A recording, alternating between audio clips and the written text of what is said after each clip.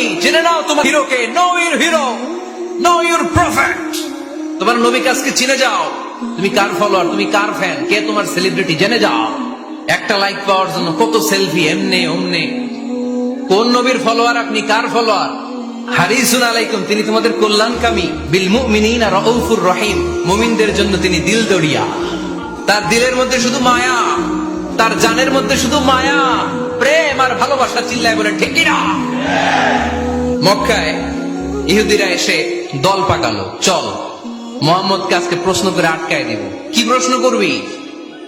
ইহুদিরা বলে এমন প্রশ্ন জানা আছে এগুলোর কিছুই মুহাম্মদ জানে না। ইহুদিরা এসে হাজির, মুহাম্মদ আমরা কালিমা পড়ে মুসলমান হব। আল্লাহ রাসূল তো মহা খুশি, তাই আসো, তবে শর্ত আছে। কি শর্ত? 3টা প্রশ্নের উত্তর দিতে পারলে লাইন ধরে আমরা সব কালিমা পড়ে ফেলবো। কোন 3টা প্রশ্ন বলো? তারা প্রশ্ন শুরু করলো। প্রশ্ন নাম্বার 1, মা হুয়া রূহ। মুহাম্মদ বলো তো রুহু কারে বলে? রুহু কি? রুহু কাকে বলে?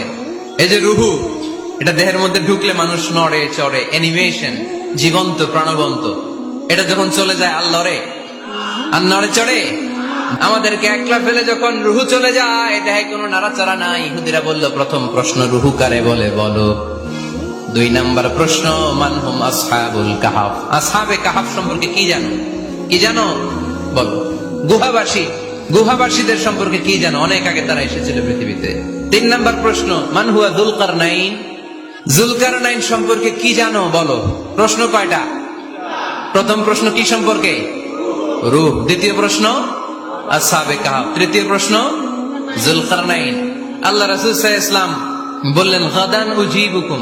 তাফসীর ইবনে কাসিরে এসেছে, তিনি উত্তর দিলেন গাদান উজিবুকুম, আই উইল আনসার টুমরো। আগামীকাল উত্তর দিব। কারণ জানেন না তো কি করে বলবেন, আর না জানলে উনি বানায় কিছু বলেন?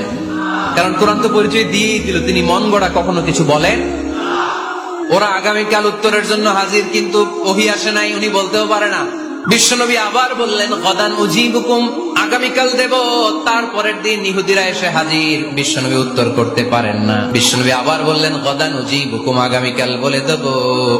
আগামীকাল ওরা এসে হাজির, তৃতীয় দিনও তিনি পারেন না। এসে হাসাহাসি শুরু করছে, এই মক্কার লোকেরা দেখো, এই লোকটা এতদিন তোমাদেরকে ভুল বুঝাইছে। এই লোকটা এতদিন বলেছে তিনি নবী। তিনি যদি নবী হতো তিনি তো প্রশ্নের উত্তর করতে পারতো, পারে না কেন? পারে না কেন? এটাই প্রমাণ করে তিনি নবী নয়। তিনি যদি পারতো উত্তর দিয়ে দিত।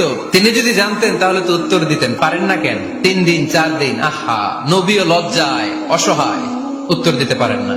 টানা 15 দিন। টানা কয়দিন? ওহী আসে নাই, নবী উত্তরও দিতে পারে না। আল্লাহ রাসূল সাল্লাল্লাহু আলাইহি ওয়াসাল্লামের জন্য এত বিব্রতকর পরিস্থিতি আর কখনো ছিল না।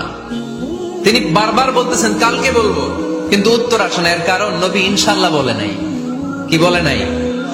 নবীর মাধ্যমে, আমার পেয়ারা নবীর মাধ্যমে আমাদেরকে শিখানোর জন্য আল্লাহ 15 দিন ওহী নাজিল বন্ধ করলেন। চিল্লায় বলেন কয়দিন?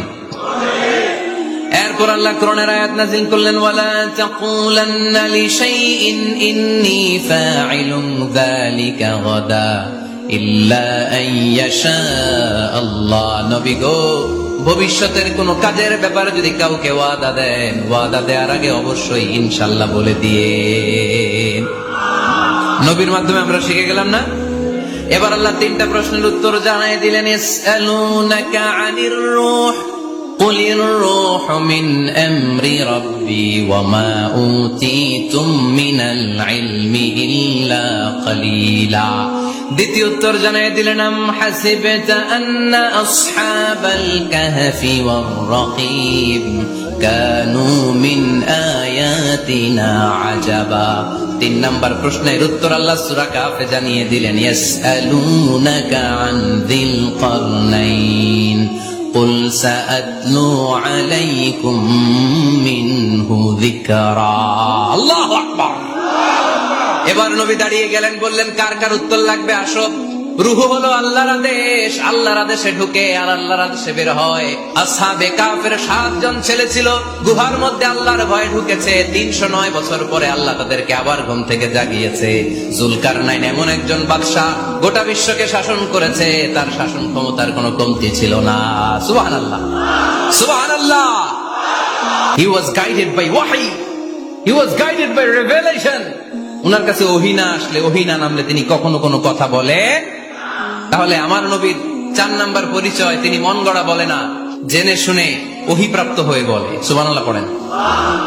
ওয়ামা আরসালনাকা ইল্লা রাহমাতাল লিল আলামিন। নবী হে, আমি আপনাকে বিশ্ববাসীর জন্য রহমত করে প্রেরণ করেছি। আপনি গোটা বিশ্বের জন্য রহমত, রাহমাতাল লিল আলামিন, সমগ্র বিশ্ব জাতির জন্য রহমত। নাকি আল্লাহ বলছেন রাহমাতাল লিল মুসলিমিন, শুধু এই মুসলমানদের জন্য আপনি রহমত বলছেন? নাকি বলছেন রাহমাতাল লিল মুমিনিন, শুধু মুমিনদের জন্য রহমত? আল্লাহ কি বলছেন রাহমাতাল লিল মুসাল্লিন, শুধু এই মুসল্লিদের জন্য রহমত? আল্লাহ বলছেন কি রাহমাতাল লিল নবী হে, O my prophet, I have sent you as a mercy for the entire universe. গোটা বিশ্বের জন্য আপনি রহমত, গোটা বিশ্বের জন্য, সবার জন্য আপনি দিলদরিয়া।